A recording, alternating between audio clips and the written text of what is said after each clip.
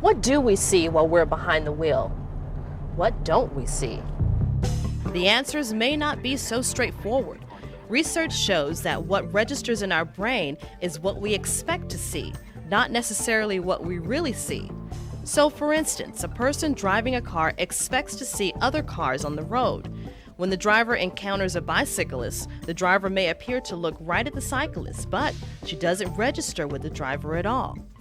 Or perhaps we become desensitized to areas we're most familiar with. And then sometimes we don't see something because it's physically hidden from our view. Other times, a blind spot inside our own car blocks our view. And then there are distractions.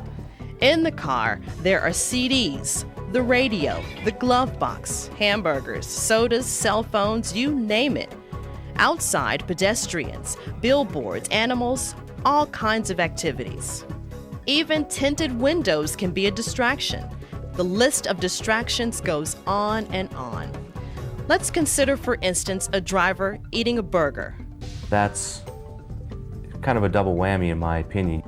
Traffic researcher Dr. Michael Manser says eating the burger causes the driver to be distracted mentally and physically.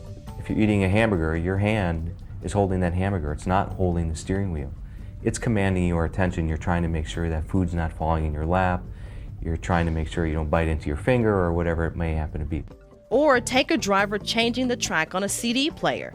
By the time the driver looks to the CD button, puts his finger on the button, searches forward, and then gets his hand back on the wheel, some 3.5 to 4 seconds may have passed. What's 3.5 to 4 seconds? When you consider that at 60 miles per hour, your car travels approximately 90 feet in just 1 second, then in 3.5 to 4 seconds, you can cover a lot of ground.